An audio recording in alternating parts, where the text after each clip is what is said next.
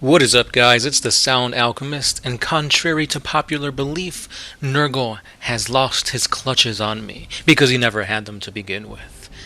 So, today we're going to be looking at the awesome article released by the Warhammer community that goes over so many great things. This article literally made my day in more ways than one because it is just greatness encapsulated in pixels projected onto a cellular device via the internet.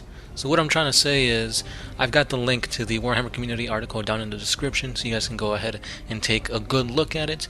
But let's go over it and I'll give you my thoughts, which are very positive, and I'm really looking forward to this new direction that GW is pushing for 9th edition.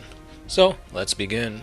So this article starts off by saying, new edition, who dis?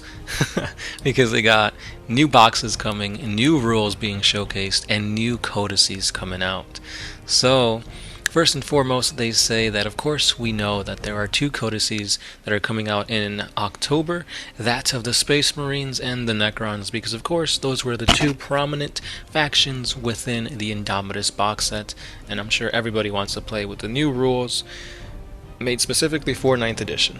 And just like the day prior where we heard a little bit of like rumors and leaks and whatnot about like veterans getting 2 wounds, Terminators getting 3 wounds, Heavy Bolters dealing 2 damage, we get a brand new box set for the tactical squads for the Space Marines. Finally, they're giving us something other than Primaris to look forward to. So these regular Marines look pretty cool. I think their kits have been updated a little bit to be more true to scale. They don't look like they're full-on like Primaris levels, but they're still really cool. So we get new boxes coming out showcasing the new 40K logo and whatnot. A lot sleeker, and I really enjoy the look of it. We get to see that, yes indeed, Heavy Bolters are now becoming damage 2. So that's going to be so much epic carnage being played on the game because Heavy Bolters can be equipped pretty nasty. Get like a whole Devastator squad with them. I believe Doctrines for the Space Marines also have something to do with, making them even better. And it's not just the Space Marines that get this. Any Imperial faction that uses Heavy Bolters will also have that same stat line. So no longer will you be playing like Space Marines against Sisters of Battle, but all the Space Marine equipment is better. So once the new codex drops, they said they're going to be releasing FAQs so that every other, for the most part, Imperial faction has these stat boosts reflected, as well as the point costs, because even though they're getting better, you have to reflect that into points, or else Space Marines are going to be, the cream of the crop, even more so, again. So with that being said, the price for a single Space Marine is now bumped up to 18. Because Space Marines, regular tactical Space Marines, the classic Marines, are now 2 wounds each. That is bellissimo. That is beautiful. It's making the Space Marines a lot more sturdy, hardy, actual akin to the lore. Because if you look at the Astartes fan animation, like, those Space Marines are really close to what I picture what they are in my head when I read the codices and all these epic novels of like their grand adventures and stuff like that. Having 1 wound in the tabletop doesn't really reflect the amount of damage that they can take. So Space Marines are getting buffed really greatly, and it's showcasing in the points. So now a minimum 5-man tactical squad isn't the cheapest. It's going to cost you 90 points depending on how you fit them out with like weapons and war gear and whatnot. But, they are going to be better. So it's a balancing act, I guess, so to speak. And it makes sense in my opinion. I really like it. And just like Yu-Gi-Oh! GX, we're getting our flame on. Because, Jaden from GX says, get your game on. And at this point in the article it says, get your flame on. No? Nobody plays Yu-Gi-Oh! Here? Just me? Okay. But yeah, anyway. Heavy Flamers and Flamers are really great now because their range is now 12 inches. This is so great because in 8th edition, whenever you would arrive via deep strike, you have to be obviously 9 inches away from your enemy, and flamers were either, depending on what flamer you used, the range was a lot less than that. So you'd come in via deep strike, and your toasty weapons wouldn't be able to toast anything.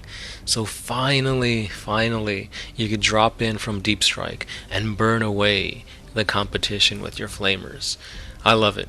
This is really great because thematically, salamanders are going to get quite a buff. Any other army that uses flamers is just going to, wreck. It's really great. Finally, flamers are actually viable again. Especially for Terminator, since Terminator's got that extra wound. So it'd be really interesting to see how this shakes up the meta. Are we going to see 10-man Terminator squads with heavy flamers dropping in here and there? I can't wait to see how this really shakes up the way people start to play lists and whatnot. Melta weapons, yet another weapon type that greatly favors the salamanders, is also getting a really big boost. So just out of the gate, you're doing +2 damage for shooting at close range with meltas. So that gives you the potential of dueling 8 damage. That's crazy. And not just that, but meltas shoot twice now. They are a heavy 2 weapon. That is really good. In the Indomitus box set, I forgot what they're called, but the dudes that wield the meltas, those are 2 shots. So now all melta weapons get 2 shots. That's really great. Meltas, flamers, Terminators. That's like everything perfect for salamanders. So salamanders are really benefiting in 9th edition. And if I remember correctly, I think salamanders actually won some tournaments recently. So expect to see more and more salamanders in 9th edition. Another question that was on everybody's minds was the whole thing with chain swords and power swords from the Indomitus box set. It seemed that they all got a +1 to their strength and the AP. So that seems to be a thing for all Imperial forces. So power swords do get a +1 strength modifier. On top of that, the Astarte chain swords, wielded by, and I quote, both new and old Space Marines, will be hitting at an armor penetration of -1. So these weapons just got a whole lot better. I'm really hoping this does cross into the Chaos counterparts. I don't see why not, because Berserkers are going to be that much more crazy in close combat. So that's going to be great. But, for all you, I guess the closest thing for Khorne Berserkers in the Imperial would be like the Black Rage Blood Angel Marines. So they're going to be more killy, more choppy up in close combat. And then we come to the part that actually made me laugh out loud while reading the article. So you get to the section that says alien weaponry, and they have little quotes saying, "But what about my lovely Xenos army?" And then it says, "We hear you crying, don't worry, your weaponry will get the same treatment." So just because they're buffing Space Marines and the Imperium doesn't mean that they forget about all the other Xenos armies out there. But no, don't fear, don't cry. GW will also be bringing up those weaponry to levels akin to that of the Space Marines. So I'm pretty sure if they have any like weapons that are similar to Melta, they'll also get that treatment of doing more damage the closer you are and having 2 shots.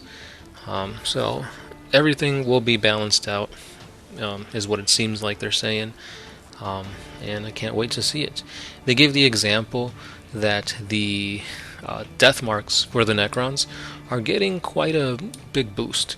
So their Synaptic Disintegrator, which used to be a 24-inch range rapid-fire 1 weapon at strength 4, no AP, 1 damage, has now changed to a 36 heavy 1, strength 5, -2 AP, 1 damage weapon.